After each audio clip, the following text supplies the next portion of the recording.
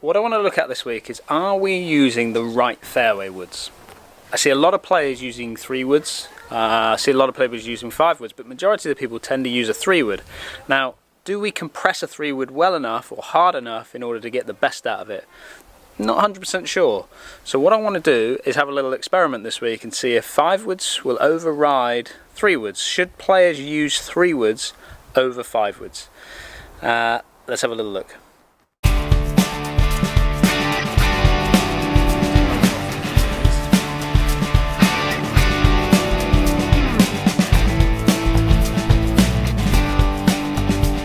A lot of players turning up to lessons with 3 woods in their golf bags, some turning up with 3 woods and 5 woods, and I'm really interested to see, are we getting the best out of the 3 wood? My gut feeling is that we struggle to compress it quite hard enough in order to generate the spin that we need in order to get the launch up and obviously to carry it far enough. And I think the majority of people would probably be better off using a 5 wood over a 3 wood, and even taking the 3 wood out of the bag, because the 5 wood does just as good a job as the 3 wood.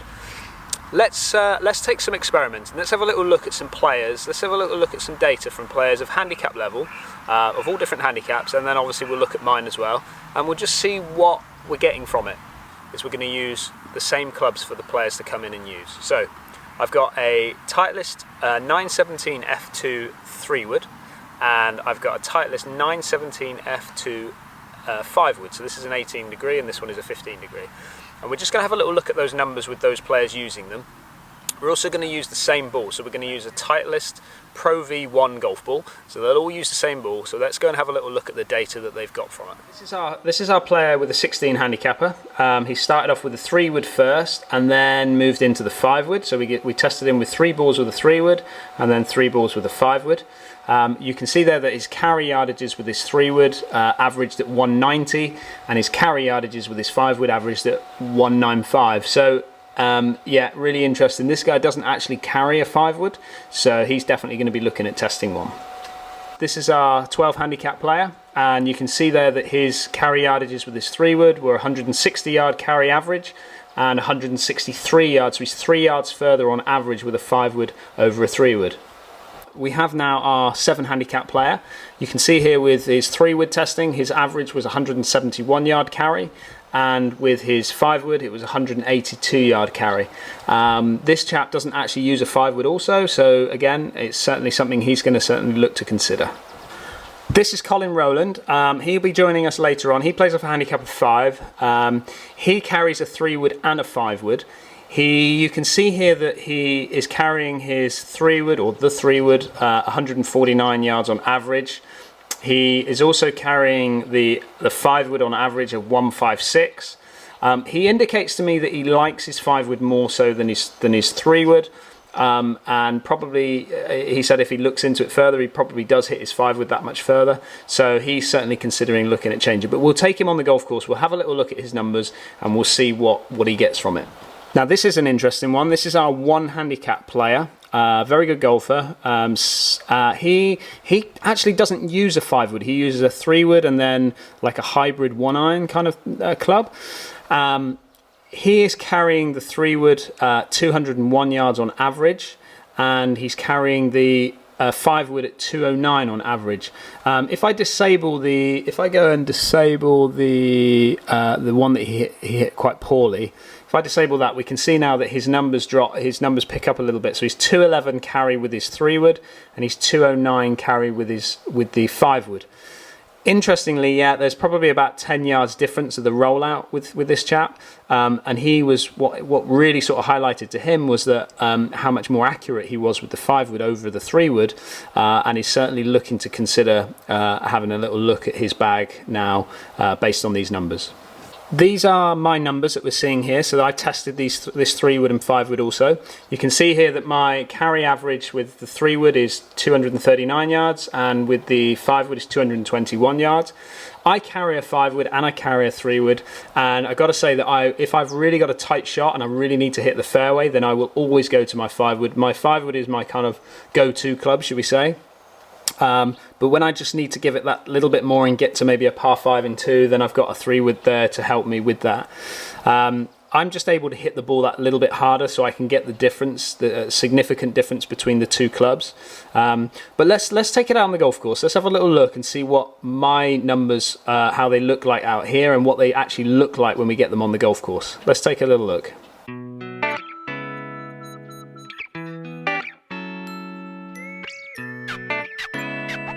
Okay, so we're out on the course and we have a little celebrity guest this afternoon of Colin Rowlands, member of Torquay Golf Club, and Colin is going to be helping me do some testing out on the course with, we're going to see how far this 3-wood and this 5-wood go. So Colin, do you use, at the moment, do you use a 5-wood in your bag? I do, Dan, yes. Yeah, okay, and do you use a 3-wood also? I do. And would you say you hit your 3-wood better than your 5-wood, or you hit your 5-wood better than your 3-wood? I mean, is there definitely a difference there, what you're seeing out on the course? I would say, I think I hit my 3-wood further than my 5-wood, Okay. I think you're going to try and disprove me. Okay, well, we're going to have a little look at the numbers, aren't we? I'm going to Yeah. see, we've done the dry data with you, haven't we, Yeah. inside, so Yeah. we've seen the numbers already. Yeah. However, what we want to do is see what it does when it gets on the golf course. So let's go and have a little look. Lovely. Okay, Colin, so we're here on the 16th hole. We're now out on the golf course and we're going to give it a go hitting the 5-wood first and then the 3-wood. So we've got 2 golf balls each, okay, and you're going to start off with the True Viz, the white one. So this is going to be your 5-wood ball. Okay. And then we're going to use the yellow and black one, which will be your 3-wood ball, okay? No problem. And then we're going to have a little look and see where they end up and Yeah. see if the 5-wood or the 3-wood go a little bit further. I'm going to do the same. I've got a chrome soft myself, but I've got a number 1 with a line on it, which will be with the 5-wood, and then the number 1 on its own, which hasn't got a line on it, that will be the 3-wood. We'll get up there, have a little look, and see what they do. Yeah.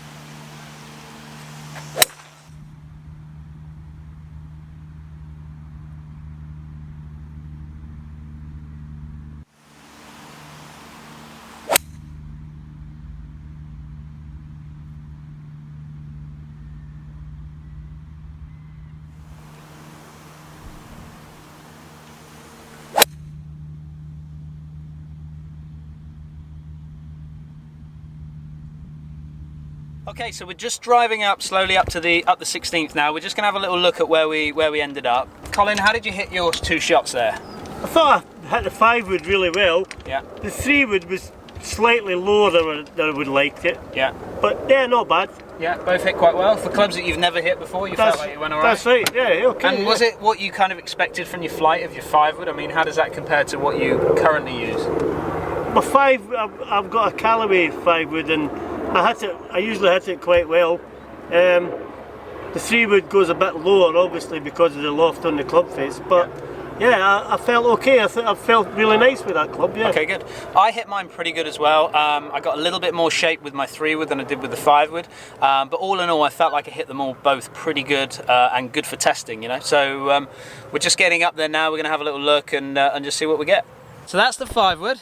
And you said you struck that quite well. Yeah. Little fade up the left-hand side, is that right? Your normal kind of stock shot? Yeah. Okay, and then we've got, how many paces up we got that? What's that, 12 paces up, and we have the 3-wood. 3-wood. Okay, and again, how well did you strike this one, did you say? It was a bit low and runny. Yeah, okay. So do you think, looking at it, do you think that possibly they landed a similar sort of distance? I would guess, yeah. Definitely. So is 12 yards... is it significant enough in order for you to keep 2 clubs in the bag for that? No, personally, I think the 5-wood would suffice. Because I've just been to Portugal for 2 weeks and I've played there. I never took my 3-wood and I was hitting 5-wood into a lot of holes over there, and the 5-wood sufficed most times. Okay. So would you now consider possibly even taking it out, taking the 3-wood out of play? Definitely. And having more room in your bag for something else? Definitely. Okay, that's good. Colin has increased yardage by 12 yards. I'll walk up a little bit further up now and have a little look at my my shots. Again, like I said, I struck them both quite well. This is where my 5-wood has ended up. So this is my first shot. So this is where it's ended up here. Left myself, what, 30 yards to the green. Okay, come on up. So we've got 28 yards and my 3 woods ended up here. So 28 yards further. I definitely got a little bit more shape on that 3 wood, so it just turned over and ended up a little bit more left side than the 5 wood did. But for me, that's a significant difference. That is definitely something that I need to put in the golf bag. The difference basically between Colin and I is that I am hitting the ball a little bit harder, compressing the ball a little bit more, and obviously being able to get a better flight out of it. Colin doesn't quite compress it quite as hard, and therefore his launch is a lot lower. They land probably very similar yardages. Maybe even the 3 would land slightly shorter, but runs out a little bit further for Colin. So for Colin, he needs to seriously consider what he wants to do with his golf bag and whether he really needs a 3 wood in his bag. For me, it's a definite difference. It's a significant difference that I need to make sure that I keep both clubs in the bag. Really good testing. It was good to see testing from amateur golfers or handicap golfers of all different levels and seeing what the differences are. But now's the time for you to get out and test. If you like what you're seeing and you like the YouTube channel, please subscribe. If you want to follow us on Facebook, please do, and also on Twitter. And if you need any help on anything else, please just give us a call in the Pro Shop. Thanks for watching.